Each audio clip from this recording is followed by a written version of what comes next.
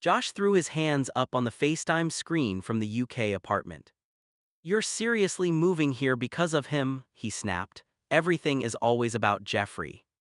Jeffrey sat quietly beside Daya, his power chair angled toward the window. He looked down, already expecting the fight. Daya's voice stayed calm. "Josh, stop. This isn't just about Jeffrey. We want to be together as a family." Josh scoffed. "A family? You're dragging everybody across the ocean." Tom leaned closer to the phone. "Nobody is dragging anybody. We made the decision together." Josh muttered under his breath, clearly annoyed. Tom continued, firmer this time. "Grandma Pat already agreed to drive you and Linda to the airport when it's time. Everything's handled." Linda rolled her eyes from beside Josh. "You are older than me," she said sharply. "Stop acting like a baby." Jeffrey couldn't help letting out a small laugh at that. Josh glared at both of them through the screen. "This is insane." "No," Daya answered softly. "What's insane is pretending we're not happier when we're actually together." The room went quiet for a moment. Tom looked over at Jeffrey. "The UK gives us a fresh start, that's what matters." Jeffrey finally looked up. "I never asked everybody to change their lives for me." Daya reached over and squeezed his shoulder. "We know, that's why we're choosing it ourselves." Josh sighed heavily and leaned back on the couch. "I still think you're all crazy." Linda smirked. "Yeah, well, welcome to the family." Tom ended the FaceTime call and tossed the phone onto the couch with a sigh.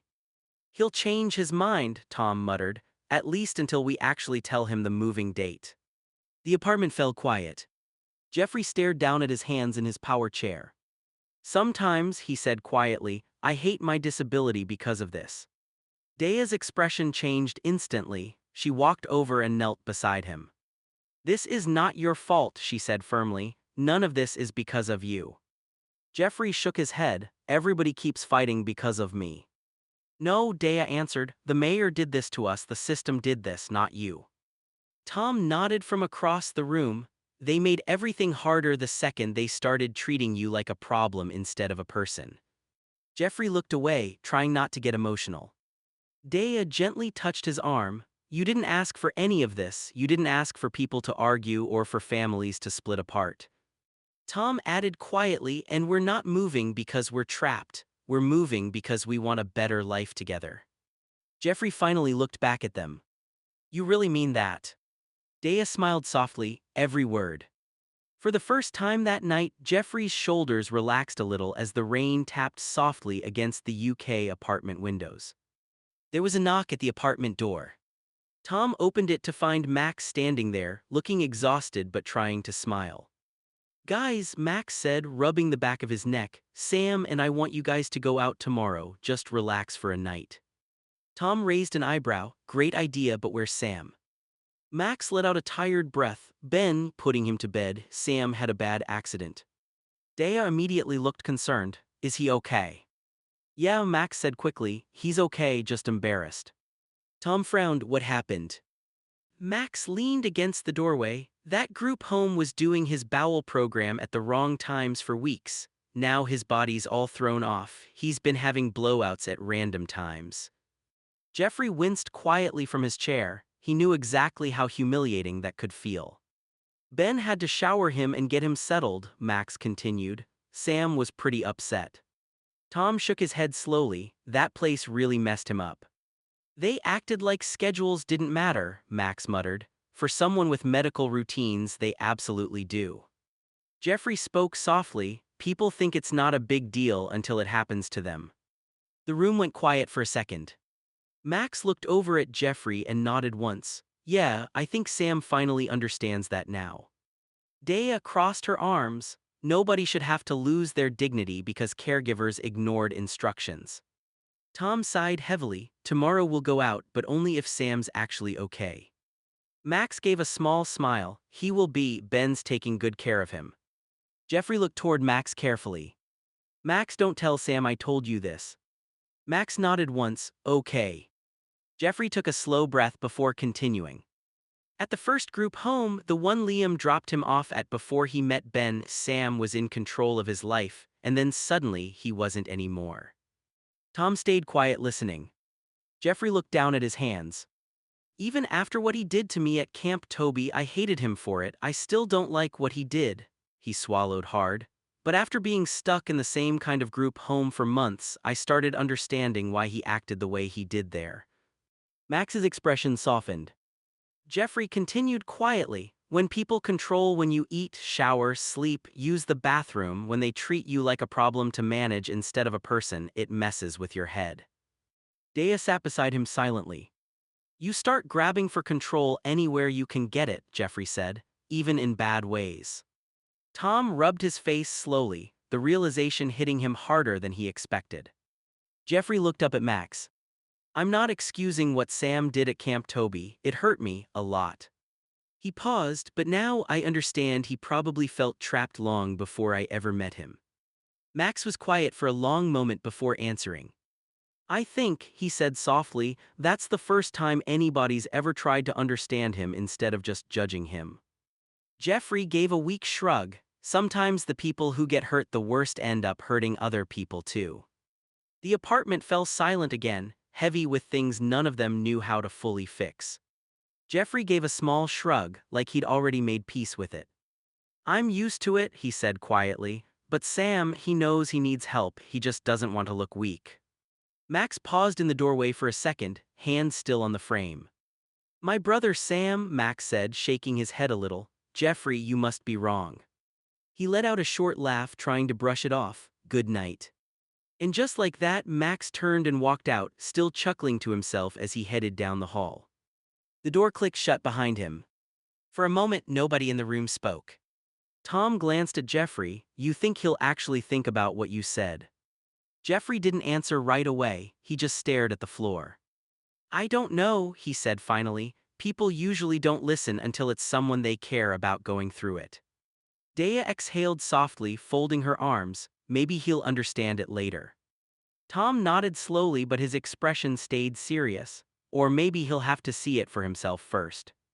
The apartment settled into quiet again, heavier than before, like everyone was thinking about the same thing but in different ways. Jeffrey lowered his voice a little, choosing his words carefully. Sam treated Max like he was his slave at Camp Toby, he said, so I get why Max doesn't believe me. Tom looked over, surprised. That's a strong way to put it. Jeffrey didn't argue, he just nodded once. It wasn't fair, he added. Max only knows Sam as his brother, not what it was like back then. Daya leaned against the counter, arms crossed, thinking it through. So in Max's mind, you're talking about someone he trusts and you're describing someone he doesn't recognize. Yeah, Jeffrey said quietly, exactly. Tom sighed. That kind of disconnect makes it hard for him to accept anything you're saying. Jeffrey stared at the floor for a moment. I'm not trying to make Max hate him, I just don't think he understands how different Sam was in that place. Daya softened her tone. Maybe he'll never believe it until he sees a different side of Sam himself. Jeffrey gave a small, tired nod. Maybe. The room went quiet again, the kind of silence that wasn't empty, just full of things nobody could fix right away. The next morning, Max stood in the hallway outside Sam's room, still half awake. Sam's voice came through the door, firm and a little stressed. Max, tell Jeffrey and his parents to be down in the lobby at 11 a.m. sharp. Ben will clean me up for the day. Max leaned on the doorframe. Okay. A beat passed. Then Sam added quickly, more urgent, Max, I mean right now, not 3 hours. Max blinked, I'm going. He turned and started walking down the hall. In Sam's room, Ben was already moving around quietly, getting everything ready for Sam's morning routine. Sam sat tense, clearly wanting everything done on schedule, his frustration showing more than he meant it to. Downstairs, the house was slowly coming to life, different rooms, different conversations, but all of it orbiting around the same thing, keeping the day from falling apart before it even started. Sam went quiet for a second, the frustration draining out of his voice. Ben looked over at him while getting things ready. Sam, you're being a bit hard on Max. Sam shook his head quickly. No, Ben, I am going easy on him. His voice was steady at first, but it didn't last. He looked down, jaw tight, then his expression cracked just slightly. A tear slipped out before he could stop it. Mom is dead because of him, Sam said quietly. The room went still. Ben stopped what he was doing. Sam. Sam wiped his face fast like he was angry at himself for showing it. I don't mean, everything changed after that, everything fell apart. Ben stepped closer, voice softer now. That's a heavy thing to carry and you're putting it all on Max. Sam didn't answer right away. His hands were shaking a little as he sat there, caught between anger, grief, and exhaustion. Ben continued gently, whatever happened with your mom, that wasn't something one person caused. Sam swallowed hard, staring at the floor. It still feels like it. Outside the room, the house stayed quiet, like it knew this wasn't a moment anyone could fix quickly, only sit with. Sam's voice came out low and strained, like he'd been holding it in for a long time. Mom needed a kidney, he said. Me, Billy, Link, and John, we weren't a match, but Max was. Ben stayed still listening. Sam continued, faster now, like once it started he couldn't stop it. But he got into drugs and alcohol. One night he was so drunk he was driving her to her doctor appointment. He swallowed hard. They got hit, Sam said. He was fine but Mom didn't make it. The room went quiet except for the small sounds of Ben finishing what he was doing. Ben finally spoke carefully. Sam, that's how you remember it. Sam's eyes snapped up. That's what happened. Ben didn't argue but he didn't fully agree either. His tone stayed steady. I hear how real that feels for you, but that's a lot to put on Max alone. Sam's jaw tightened. He was driving. Ben nodded slowly. And there's a lot that goes into an accident like that. Fault, responsibility, it's usually not one thing or one person. Sam looked away, breathing uneven, like the emotion was too heavy to sit with. Ben softened his voice. I'm not asking you to forget your mom, I'm asking you not to carry all of that pain by turning it into just one person's fault. Sam didn't respond right away. He just sat there, staring at the floor, caught between grief he couldn't put down and anger he couldn't let go of. Billy called Sam. Sam, look, I'ma get you and put the ass away.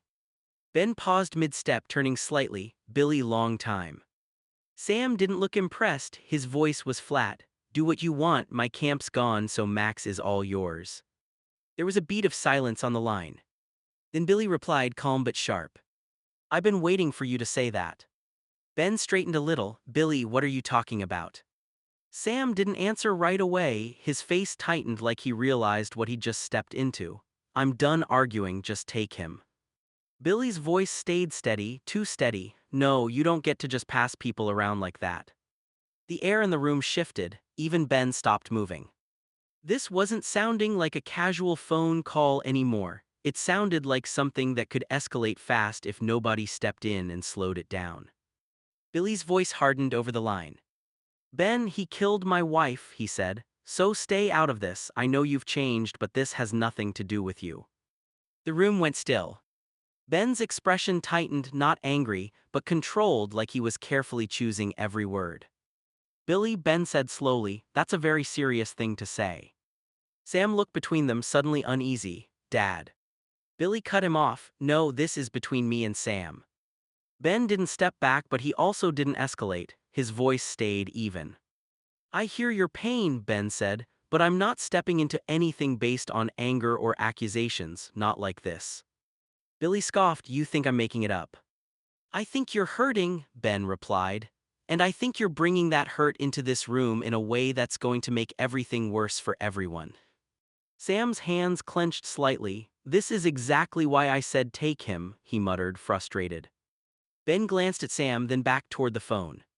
We're not solving this right now, Ben said firmly. Not on a call, not in this state. Billy's breathing was audible through the speaker, tense and uneven.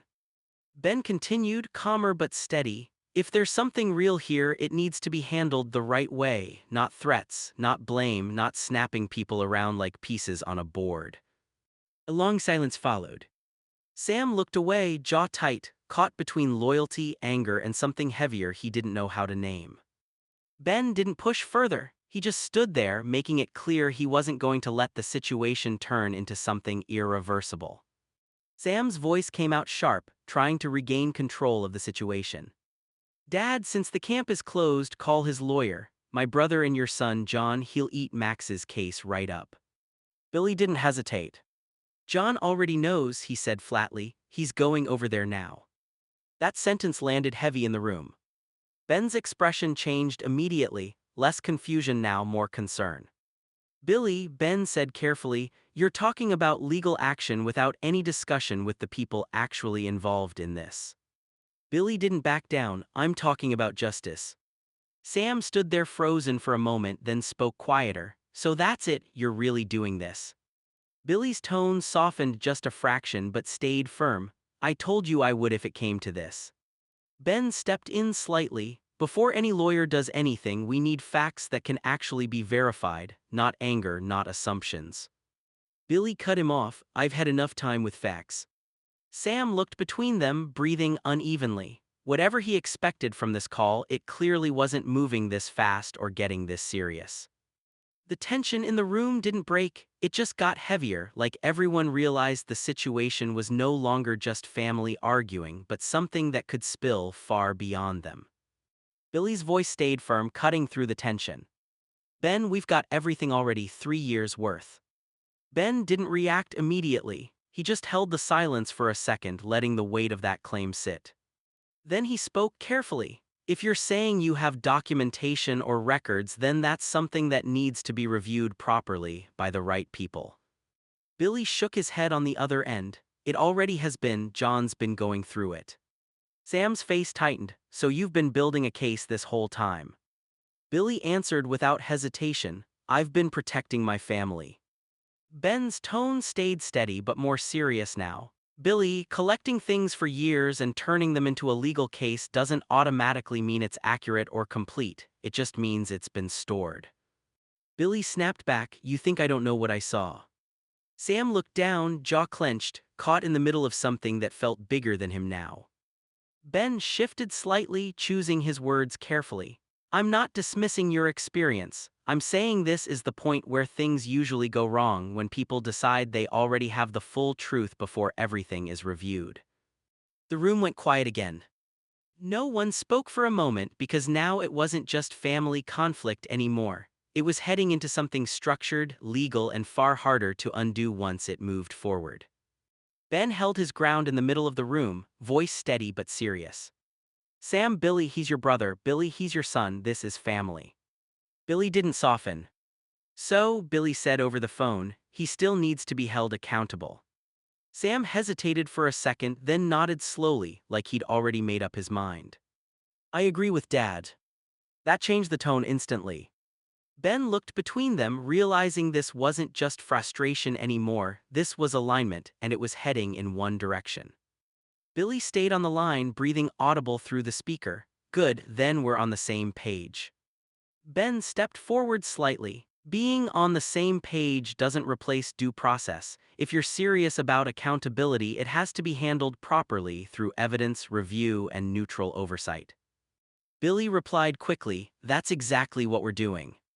Sam crossed his arms, still tense. Max doesn't get to just walk away from what happened. Ben looked at Sam directly. No one is saying people don't face consequences. I'm saying this needs to be handled in a way that doesn't destroy everyone in the process. For a moment, nobody responded. The phone stayed on speaker, Billy still there, Sam still standing firm, and Ben trying to keep everything from tipping into something irreversible. Jeffrey rolled his chair down the hallway and stopped at Sam's door, knocking gently. Guys, he called through the door, Max and my parents are waiting for you too, let's go. Inside, Ben answered first. We're almost done, he said. Sam's stomach is acting up, 2 more minutes tops. Jeffrey shifted slightly in his chair, listening. Okay, just don't keep them waiting too long. From inside the room, things were still tense but quieter now, less argument, more managing the moment. Ben adjusted what he was doing, keeping his focus on Sam's condition. Stay still for me for a second, he said calmly. We'll get you ready and then we'll go down. Sam didn't respond right away, still caught in everything that had been said earlier, his emotions and body both feeling out of sync. Down the hall, Jeffrey waited a moment longer, then backed his chair away slowly, ready to head back and let Max and the others know they were almost ready, while the house held that uneasy pause before everyone had to face each other again downstairs. Sam shifted where he sat, still tense, and leaned toward the phone. Dad, I have to go, call you later. Billy didn't answer right away. There was a short pause on the line, like he was deciding whether to push the moment further or let it go. Finally, Billy replied, voice still firm but controlled, we're not done with this. Sam swallowed, I know. Another beat. Just go, Billy said at last, we'll talk again. Sam reached out and ended the call. The room fell quiet immediately after. Ben exhaled slowly, focusing back on Sam. All right, let's finish getting you ready. Sam nodded once, still carrying the weight of everything that had been said, but no longer in the middle of the phone call. Outside the door, the house was waiting, everyone downstairs expecting answers, or at least some kind of resolution that none of them fully had yet. Ben and Sam came downstairs together. The second they entered the lobby area, everything stopped. Max was sitting in a chair with handcuffs on. Jeffrey's eyes widened. Daya stood frozen beside Tom. Tom looked directly at Ben, stunned. Ben, he turned himself in, why? Before Ben could answer, Sam spoke. For killing our mother, Sam said coldly. The room went silent. Sam kept his expression hard, even though his voice carried exhaustion underneath it. He was only free because he was my caretaker, he continued. Ben is here now so he can go, that's what the court said. Max looked down at the floor, wrists cuffed in front of him. He didn't fight back or argue. Jeffrey stared at him in disbelief. Max. Daya looked between Sam and the officers nearby, trying to understand how everything had escalated this far, this fast. Ben stepped forward immediately. Sam, that's not exactly how this works.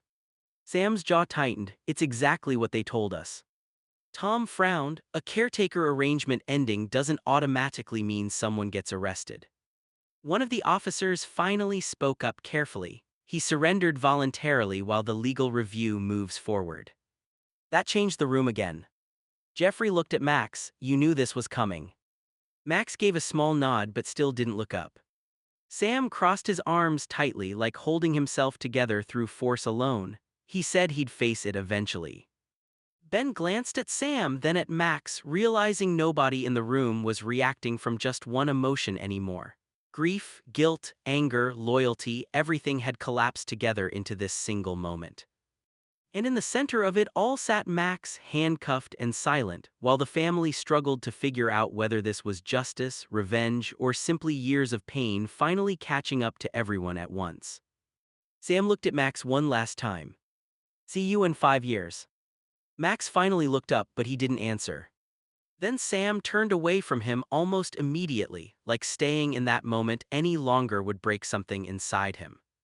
Ben, Tom, Daya, Jeffrey, lunch.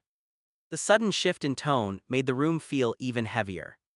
Daya stepped closer to Sam carefully. It's okay to be hurt, she said softly. You don't need to hide it. Sam's expression tightened instantly. It hurts more, he admitted, voice shaking slightly, that my brother, my caregiver, had to stay free to take care of me while my own mom that I just got back in my life never got justice because people thought I needed him. The words hit everyone differently. Jeffrey lowered his eyes. Tom looked stunned, finally understanding how deep the resentment really went. Ben stayed close but quiet, letting Sam get the words out without interrupting him. Sam took a shaky breath and wiped at his face quickly before anyone could comment on it. And now, he said, forcing his voice steady again, let's go. Nobody moved at first. Then Jeffrey slowly turned his chair toward the exit, Tom and Daya following behind him, while Ben stayed beside Sam as they all walked out together, leaving Max behind in the lobby, still handcuffed, still silent, with years of grief and blame hanging in the air after them. Ben tried to lighten the crushing silence as they reached the door.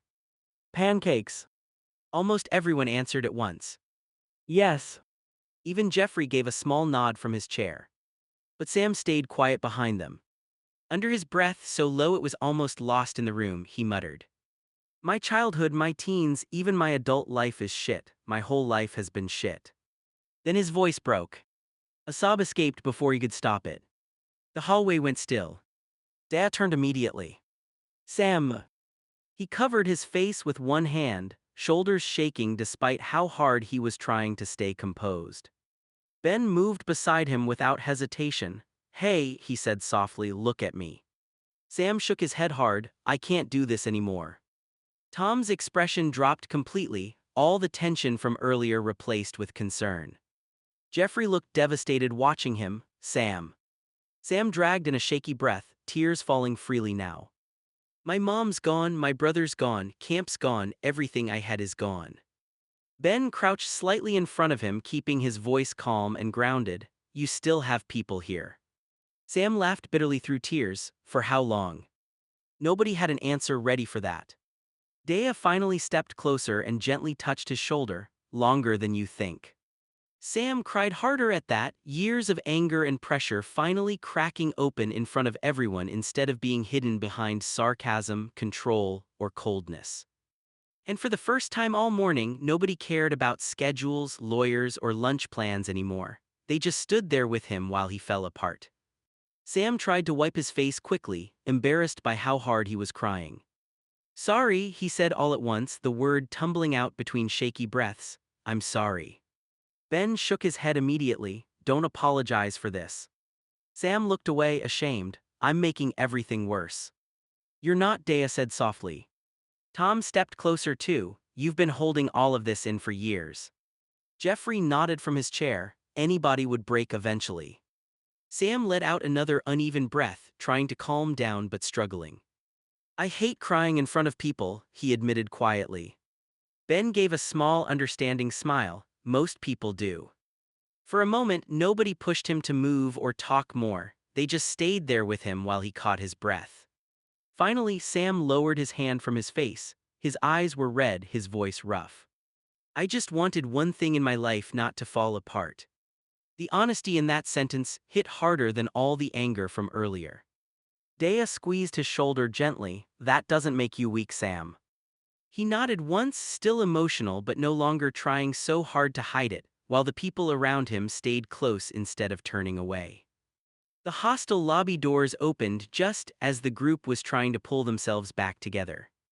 Josh and Linda walked in, dragging their bags behind them from the airport shuttle. Josh immediately spotted everyone standing there. Dad. Tom turned around slowly, still carrying the emotional weight of the last few minutes. Linda's expression shifted as she noticed Sam's red eyes and the tense silence hanging over the group. What happened? She asked carefully. Nobody answered right away. Josh looked around again, confused. Where Max?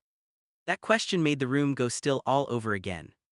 Tom rubbed his face tiredly before answering. It's complicated. Josh frowned. That usually means something really bad happened. Jeffrey looked down at his lap while Ben stayed close beside Sam, who was still trying to steady his breathing. Linda quietly set her bag down. Okay, somebody needs to explain what's going on. Sam turned away slightly, clearly not ready to relive everything again so soon. Tom glanced at Daya, then back at Josh and Linda. Let's sit down first. Josh's eyes narrowed immediately. Dad, what happened? Sam took a slow, shaky breath and avoided looking directly at Josh or Linda. Tom, Daya, you can tell them if you want. His voice was drained now. All the anger from earlier burned out into exhaustion. Then he looked toward Ben and Jeffrey. Ben, Jeffrey, take a walk with me. I need air right now. Jeffrey nodded immediately and turned his chair toward the exit. Yeah, okay. Ben stayed close to Sam's side as they headed for the hostel doors together. Behind them, Josh looked completely lost. Why does it feel like everybody's been crying? Linda crossed her arms watching Sam leave, because something big happened. Outside, the cool air hit them the second they stepped onto the sidewalk. Sam breathed in deeply like he'd been trapped indoors for hours. Jeffrey rolled beside him quietly, not pushing conversation. Ben finally spoke after a minute. You don't have to carry all of this alone. Sam stared ahead at the street. I know. But the way he said it made it clear he still didn't fully believe it. Jeffrey glanced up at him. You really scared everybody back there. Sam let out a weak, humorless laugh. Good, maybe then they'll stop pretending I'm okay all the time. Ben looked over carefully. People probably knew you weren't okay, they just didn't know how bad it got. Sam's eyes watered again, but this time he kept walking instead of stopping. The three of them moved slowly down the sidewalk together, trying to find a little space away from the chaos waiting back inside the hostel. Back inside the hostel lobby, Tom and Daya sat down with Josh while little Linda climbed up beside them, hugging a stuffed animal against her chest. Linda was only 5, but she could tell something was wrong. Josh looked between them anxiously. "Okay, somebody explain." Tom exhaled slowly before starting from the beginning. Sam's mother, the accident years ago, Max being the only kidney match, the drinking problems, and how the grief and blame had built up over time. Daya carefully softened parts of the story whenever Linda looked confused or scared. Linda listened quietly, swinging her little legs against the couch. "So Uncle Max hurt Grandma?" she asked softly. Tom answered carefully, "There was a car accident a long time ago, sweetheart. People in the family still have very strong feelings about it." Josh rubbed his forehead, and now Max turned himself in. Daya nodded slowly. "There's a legal review happening."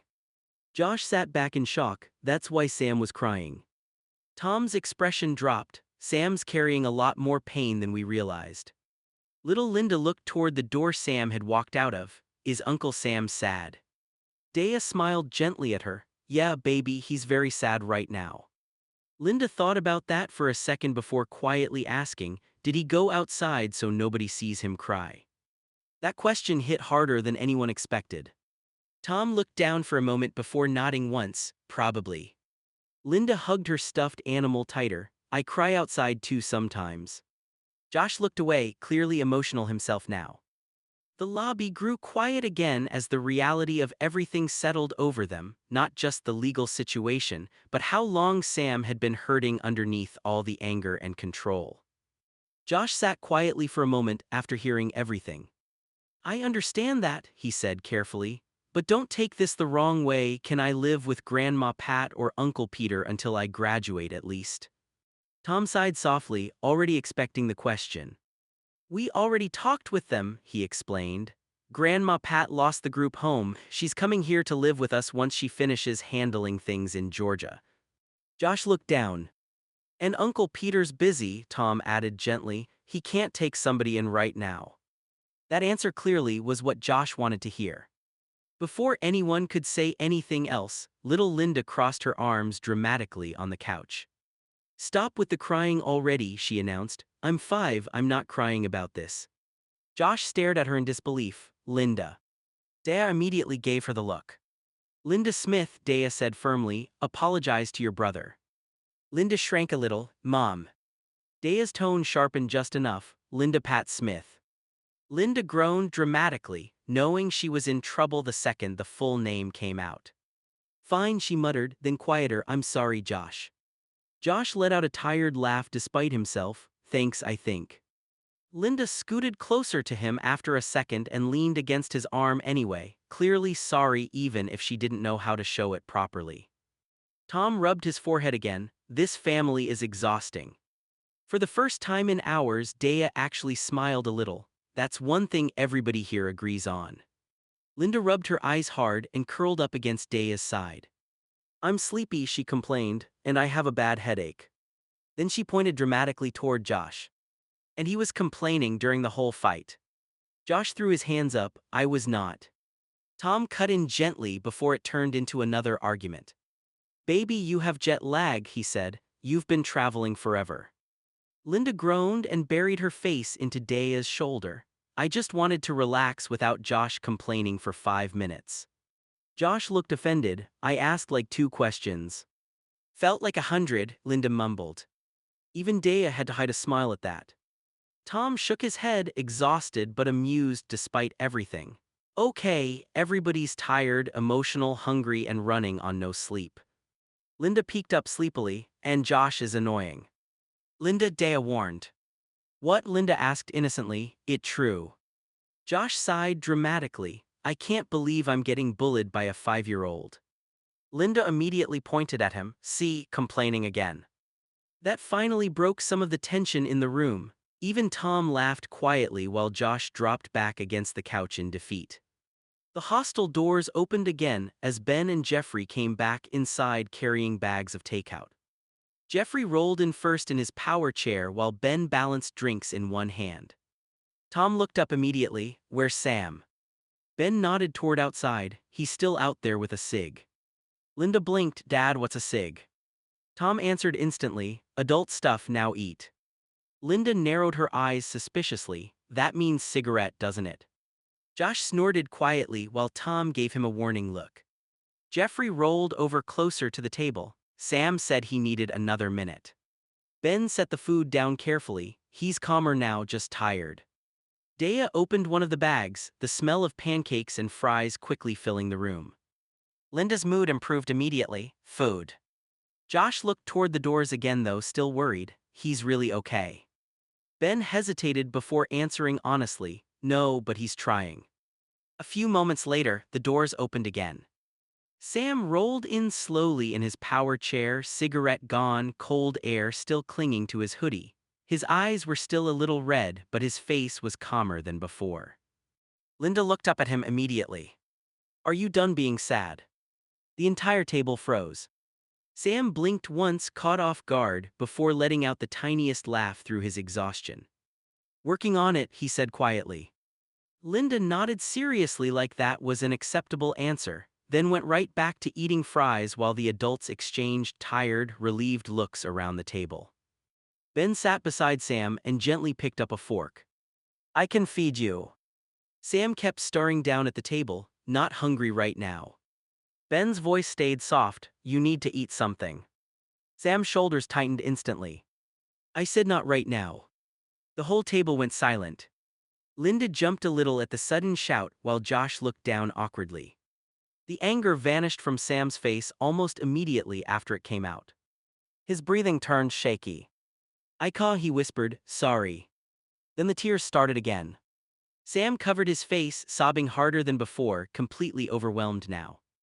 Ben moved without hesitation, wrapping his arms around him carefully. Hey, Ben said quietly, holding him close, let it out. Sam shook against him, years of grief, guilt, exhaustion, and pressure spilling out all at once. I'm tired, Sam cried, I'm so tired. I know, Ben whispered. Tom looked away for a second, emotional himself now, while Daya quietly pulled Linda closer so she wouldn't get scared by the intensity of the moment. Jeffrey sat silently nearby in his power chair, eyes wet, watching someone who always tried to stay in control finally stop fighting to hold everything in. Ben stayed steady through it all, not rushing Sam, not trying to silence him, just letting him cry until the storm inside him started to slow down a little. Tom moved closer, his voice steady and protective. Sam, we got you.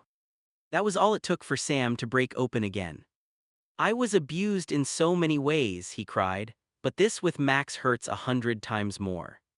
His breathing was uneven now, words tumbling out faster and faster. I just met my bio family. Before that, I was in a home where one dad took care of me while the other one hurt me ever since they adopted me from the group home. Daya covered her mouth listening. They told me my parents were killed in a car crash, Sam continued through tears. Then I meet them and find out that was a lie. His voice cracked harder. My brother Link tried to kill me, he got killed by the courts, and now this, he started shaking his head rapidly. Oh my God, my life is fucked up. Suddenly Sam grabbed at his chest. Get my inhaler, Ben, I can't. Ben reacted instantly. Okay, Ben said calmly, already reaching into the side bag attached to Sam's power chair. Just breathe in, hold for 3 seconds. Sam's breathing had turned panicked and shallow. Look at me, Ben instructed gently but firmly. In, hold, 1, 2, 3, out. Tom crouched nearby while Jeffrey looked terrified watching it happen. Daya quietly moved Linda against her shoulder so she wouldn't panic too. Ben handed Sam the inhaler carefully. Good, again. Sam took a shaky puff and tried to follow Ben's rhythm. There you go, Ben said softly, stay with me. The room had completely shifted now from emotional chaos into focused concern, everyone waiting for Sam's breathing to slow while Ben kept him grounded one breath at a time. Sam's breathing finally started to slow, though his voice still shook badly from crying. He looked over at Jeffrey first. Jeffrey, sorry I was a dick to you at Camp Toby. Jeffrey's eyes widened slightly. Sam swallowed hard. I wanted to show you not to trust anyone except your family. Jeffrey sat quietly for a moment before answering. The problem was, he said softly, I didn't even know who my family was back then. That hit Sam hard enough to make him tear up again. I know, Sam whispered. Then Sam turned toward Ben. And Ben, thank you for being in my life, even if I was scared of you for half of it because of David. Ben looked genuinely caught off guard by that. Sam, you scared me at first, Sam admitted honestly, but you stayed anyway. Ben knelt beside his chair again, calmer now that Sam's breathing was stabilizing. You had reasons to be scared, Ben said gently, especially after what you went through. Sam rubbed at his eyes roughly. Most people leave when things get hard. Ben shook his head once. I'm still here. The simplicity of that answer broke whatever defenses Sam had left. He cried again, quieter this time, exhausted more than overwhelmed now. Jeffrey rolled closer in his chair and gave a small nod toward Sam. For what it's worth, Jeffrey said, I get why you were angry back then. Sam let out a weak, emotional laugh through tears. Still doesn't make me less of an ass. No, Jeffrey replied softly, but it makes you human. And for the first time that day, the silence that followed didn't feel hostile or tense, it just felt honest. Tom looked at Sam carefully, still trying to process everything he had just heard. Why didn't you say anything? Sam stared down at his hands for a long moment before answering. In the past, he said quietly, people I thought were my friends stabbed me in the back. His voice sounded tired more than angry now. So why would I ask a camper's family for help? Jeffrey lowered his eyes a little at hearing himself described that way, not insulted, just realizing how distant and unsafe Sam must have felt back then. Sam let out a shaky breath. I'm glad to know now that I was wrong. That landed hard in the room. Tom's expression softened immediately. Sam. Daya reached over and squeezed his arm gently. You don't have to earn support from us. Sam gave a weak shrug. Feels like I always did before. Ben shook his head firmly. Not here. Jeffrey rolled a little closer in his chair. You know, you could have just asked for pancakes instead of emotional collapse. For the first time all day, Sam laughed without bitterness behind it. It was small, exhausted, and broken by leftover tears, but it was real. Shut up, Sam muttered weakly. Jeffrey smirked. There he is. Even Tom smiled a little at that while the tension in the room eased just enough for everyone to finally breathe again. Ben handed Sam a plate carefully and kept his voice calm. Eat something and relax. Sam wiped at his face one more time, exhausted from crying. Okay.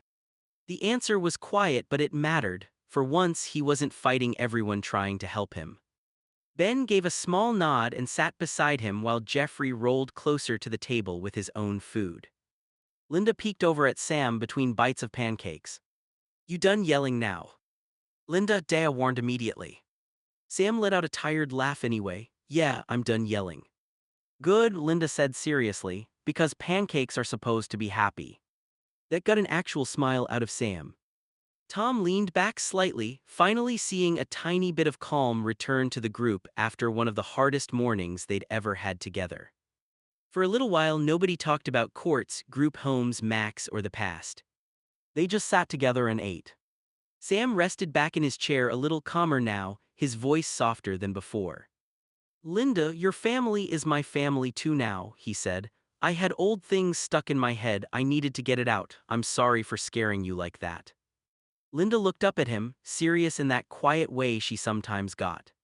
Tom nodded gently from across the table. Sam needed to let it out, it was hurting him inside.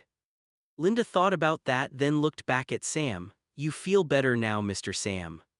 Sam gave a small, tired breath. A little bit, thanks for your mom, your dad, your brothers, your uncle.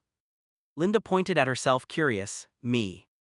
Sam smiled faintly through the exhaustion. Of course you. Linda nodded like that was obvious. Okay. Then she went right back to eating her pancakes, completely accepting it without overthinking it. Daya reached over and squeezed Sam's shoulder gently. Tom watched the group for a moment, seeing it shift back into something steadier again, still messy, still complicated, but no longer breaking apart. Tom exhaled slowly, relief finally breaking through the tension in his face. He mouthed quietly, "Thank you." Sam, still sitting back with his plate, noticed. He lifted his hand and gave Tom a small thumbs up. Then he mouthed back just as quietly, same here. No big speech, no argument, no more unraveling. Just a small moment of understanding between them. Daya caught it and gave a faint smile, watching the room finally settle into something calmer. Jeffrey leaned back in his chair and muttered, "Okay, this is the first normal moment I've seen all day." Linda looked up, "What's normal?" Josh sighed, "You really don't want to know."